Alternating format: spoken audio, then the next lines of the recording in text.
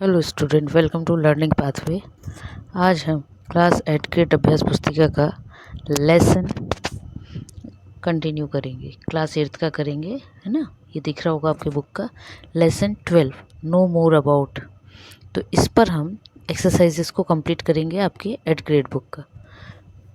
Starting में है multiple choice question, मतलब सही विकल्प चुनकर लिखना है। तो पहला है the word Bhil is derived from a. तो भील कहाँ से ड्राइव हुआ है, मतलब कहाँ से आया है इस भील शब्द। तो भील शब्द आया है द्रविडियन वर्ड, ठीक है। मतलब किस वर्ड से मिला है ये, Dravidian. Next, the walls of the house are decorated with. अब वहाँ पर जो लेसन है नो मोर अबाउट इट, इसमें क्या हुआ है, जो आपकी जनजाति होती है उनके बारे में लेसन में दिया हुआ है।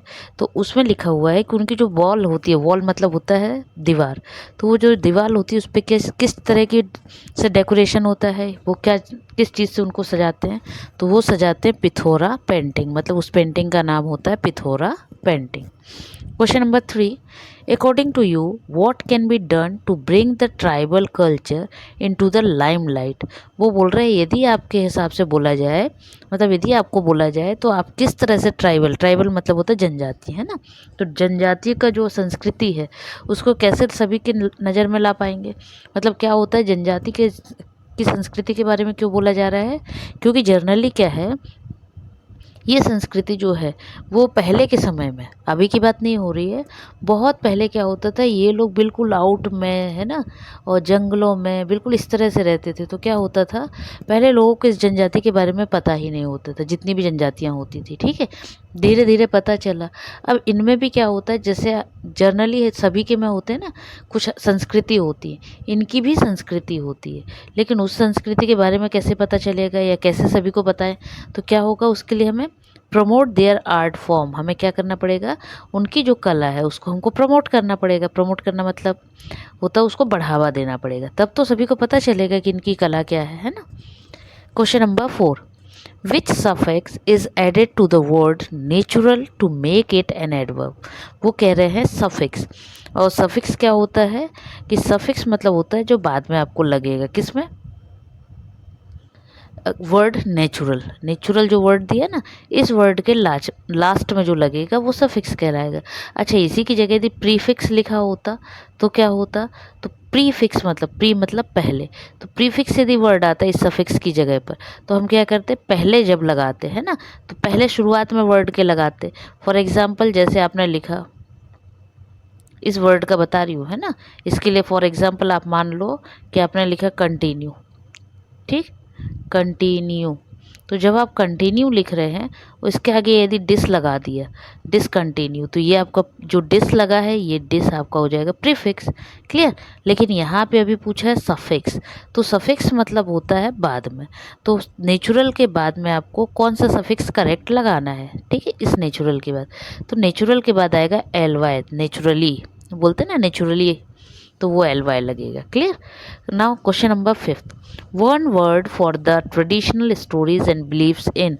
वो कह रहे हैं एक शब्द में, है ना, क्या, जिसमें बोला जाएगा कि जो पुरानी स्टोरीज होती हैं, ट्रेडिशनल मतलब पारंपरिक, पुराने समय में उन स्टोरीज़ को और के बारे में बताने के लिए जो एक शब्द है वो क्या है, तो उसको कहते हैं फोक आर्ट। क्लियर।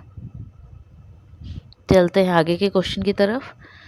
रिक्त स्थानों की पूर्ति कीजिए, fill in the blanks. Question number 6, blank is famous tribal singer of Pandwani music.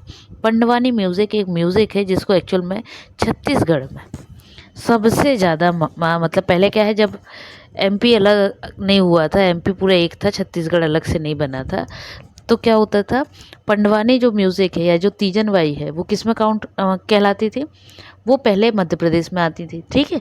क्यों, क्योंकि पहले छत्तीसगढ़ और मध्य प्रदेश अलग अलग नहीं था।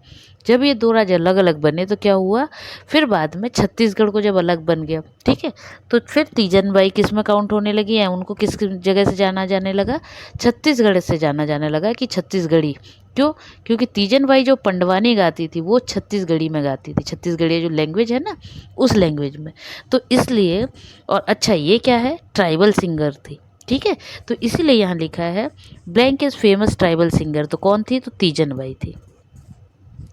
Question 7, blank is a festival when people start consuming corn. कौन से फेस्टिवल में लोग क्या करते हैं, अपना कॉर्न वगैरह जो होता है ना, उनकी फेस्टिवल का के मनाया जाता है, तो वो होता है मकर संक्रांति। फसलों के लिए जो कह सकते हैं आप, तो वो होता है Makar Sankranti. Blank is a famous dance of Bhil. Bhil का फेमस डांस होता है Ghoomar. Plural of the child, अब तो आप लोगों को पता ही है, children. Synonym of blank is glorious, तो synonym of famous is glorious. Clear. अब है question number 11, very short answer, मतलब एक शब्द में या एक वाक्य में। Write any two festival of Bhil tribes. कोई दो फेस्टिवल बताने हैं, तो इनके दो फेस्टिवल कौन से होते हैं, नवाई एंड दिवासा। आप जब बुक का लेसन पढ़ोगे आपको पता भी चल जाएगा। Right the names of any two ornaments of Bhils. अब ये ऑर्नामेंट्स मतलब होता है गहने, उनके कोई दो गहने बताने हैं, तो हंसली और एक होता है हार। क्लियर। एट सफिक्स, अभी बताया था सफिक्स मतलब जो बाद में लगता है, तो वीक के बाद में एल वाई लगेगा तो वीकली, मेन के बाद एल वाई लगे तो मेनली। क्लियर, मतलब कुछ नहीं करना है, ये जो शब्द दिए इसमें एल वाई जोड़ देना है बस। तो ये हो गया आपके सफिक्स। इस तरह के क्वेश्चन आते हैं एग्जाम में। Question number 14, underline the silent letter in the following words and rewrite them. Silent letter, silent letter मतलब वो शब्द, वो लेटर है ना, वर्ण, जिसको हम जब शब्द बोलें तो वो शब्द क्या होगा, सुनाई ना दे, वो सॉरी वो वर्ण सुनाई ना दे, तो उसको कहते हैं साइलेंट लेटर। जैसे टॉक, तो आपने देखा होगा टॉक में एल नहीं बोल रहे, टाल्क नहीं बोल रहे है ना, टॉक बोल रहे हैं, तो एल क्या है, साइलेंट रहेगा। नो के साइलेंट। क्लियर, तो ये हो गए आपके साइलेंट लेटर। चलते हैं question number 15, who is Pema Fatiya. तो पेमा फातिया इज़ भील आर्टिस्ट, मतलब वो कौन थे पेमा फातिया, तो पेमा फातिया भील आर्टिस्ट थे। What do you know about Gudni Budni and Cheena. ये इम्पोर्टेंट है, मैं यहीं लिख रही हूँ, ये इम्पॉर्टेंट है, ये इसलिए बोल रही हूँ इम्पॉर्टेंट है, इस तरह के क्वेश्चन आपके एग्जाम में ज़रूर आते हैं। What do you know about Gudni Budni and Cheena. ये क्या है, तो ये सब क्या है, art form of Korkus and Gond. इतना सा लर्न करना है आपको, these are art forms of Korkus and Gonds. If you get a chance to do something for a tribal people, what would you do. मतलब यदि आपको चांस मिले ट्राइबल पीपल के लिए कि आप उनके लिए कुछ कर सको, तो क्या करोगे। तो एक्चुअल में क्या होता है, ट्राइबल पीपल बहुत कम लोग ऐसे होते हैं जो पढ़े हुए होते हैं, तो हम क्या करेंगे, I would focus on improve their education. तो हम क्या करेंगे, उनकी एजुकेशन पे फोकस करेंगे। Question number 18, change the following sentence into passive voice. यहाँ सेंटेंसेस दिए हैं, इन सेंटेंसेस को क्या करना है, आपको पैसिव वॉइस में चेंज करना है। क्लियर। पहला है बील्स लाइक कलरफुल ड्रेसेस, तो कलरफुल ड्रेसेस, ये जो आपका है ये ऑब्जेक्ट वो पहले आ जाएगा, colourful dresses liked by Bhils. My mother कुक्स food, तो फूड आगे आ जाएगा, is cooked bye my mother. इसका जो पैसिव वॉइस के जो आपका स्ट्रक्चर है, मैं किसी दिन आपको ग्रामर पार्ट में अलग से पूरा डिटेल में बता दूंगी। अब है question number 19, write a letter to the collector of the district requesting him to organize a tribal fair to promote their culture. मतलब आपको क्या करना है, अपने डिस्ट्रिक्ट जिला के कलेक्टर को लेटर लिखना है कि आपको क्या करना है, ऑर्गेनाइज करना है एक क्या, जनजातियों वालों का, ट्राइबल वालों का एक मेला। क्या करने के लिए, उनका जो आर्ट फॉर्म है, उनका जो कल्चर है ना, मतलब संस्कृति है, उसको को बढ़ावा देने के लिए, प्रमोट करने के लिए। तो शुरुआत कैसे करेंगे, वही टू द डिस्ट्रिक्ट, आप जिस जगह पे ज़िले में रहते हो उस ज़िले का आप मेंशन कर दीजिएगा, डेट, जिस डेट में आप लिख रहे हो। फॉर एग्जांपल आज लिख रहे हो तो आज आप डेट क्या डाल दोगे, 16 सितंबर 2024। क्लियर, तो ये आप डेट डाल दोगे। Subject organize a tribal fair, subject वही आता है जो यहाँ पे रहता है, ये आपको अलग से कहीं नहीं लिखना। फिर अब इसके बाद मेन चीज़ आप सुन लीजिए, ये मैं इतना क्यों बता रही हूँ, इस पर आपके नंबर होते हैं। क्लियर, कितने, आप इतना भी यदि लिख रहे हैं तो इस पे भी आपके नंबर होते, और ये सब आपको कहाँ मिल जाएगा, इतने के क्वेश्चन में ही। तो ये कभी छोड़ कर नहीं आना है, ब्लैंक नहीं छोड़ना है आपको, उसमें कुछ ना कुछ लिखना ज़रूर है। ठीक है, चलिए आगे चलते इस लेटर का। तो लेटर में फिर क्या लिखेंगे हम, as you know that there is a growing need to promote cultural unity in our city. कि हम क्या लिखेंगे, एज यू नो मतलब हम कलेक्टर को लिख रहे हैं कि जैसा कि आपको पता है कि हमें क्या करना है, संस्कृति को बढ़ावा देना है ना, हमारे किसमें, हमारे शहर में। So we would like to organize a tribal fair in our city. इसलिए हम क्या कर रहे हैं, अपने सिटी में चाहते हैं कि क्या करें, ट्राइबल फेयर को ऑर्गेनाइज करें। Your permission is required to organise it. इसके लिए आपकी परमिशन की ज़रूरत है। So kindly permit us for this cause. इसलिए आप इस काम के लिए हमें परमिशन दे दीजिए। Yours truly. और फिर नाम। अब है क्वेश्चन नंबर 20 क्वेश्चन में है, read the following passage carefully and answer the questions given below. एक पैसेज दिया है, उसको आपको पढ़ना और फिर आंसर देना। देखिए क्या लिखा है, Edison worked hard till the very and. थोड़ा बड़ा कर दो तो आपको शायद देखिए क्लियरली दिखे ये, ठीक है। Edison work hard till the very and of this life to make the world a happiest place to live in. He invented the electric fan in 1913. देखिएगा, electric fan in 1913 and also promoted the first talkie or talking picture. Before his death in 1931, this great inventor had produced or improved about 1,000 things. When he died, the electric light were turned off for a while in many Americans' homes as a mark of respect for the man who had given them those lights. Clear. तो ये हो गया किस पर, addition पर। अब question क्या है देखिए जरा।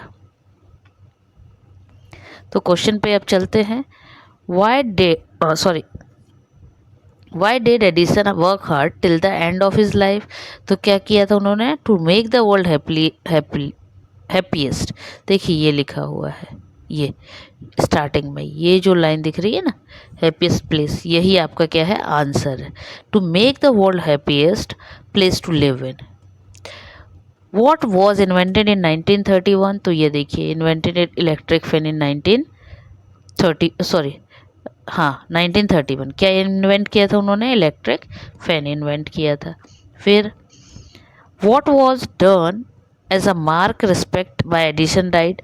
तो एडिशन के रिस्पेक्ट में क्या किया था, तो अमेरिका के लोगों ने क्या किया था, लाइट ऑफ कर दी थी कुछ समय के लिए। क्यों, क्योंकि उन्होंने लाइट को ही तो ये बनाई थी ना, तो उनके रिस्पेक्ट में थोड़ी देर के लिए सभी ने अमेरिका में क्या किया था, लाइट को बंद कर दिया था। Question number 4, arrange the words to make a meaningful sentence. Was great Edison scientist. मतलब आपको वर्ड इधर उधर कर दिए हैं, उसमें आपको क्या करना है, सही तरीके से सेंटेंस बनाना है। तो सही क्या बनेगा, Edison was a great scientist. Question 5, find one word for to make something better from the above passage. मतलब better from the above passage के लिए, टू मेक समथिंग बेटर के लिए एक वर्ड चूज करना है, किसमें से, जो लाइन्स दी है पैसेज में।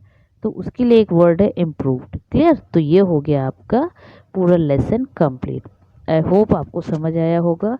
कहीं डाउट हो तो आप मेरे को कमेंट्स में पूछ सकते हैं। क्लियर।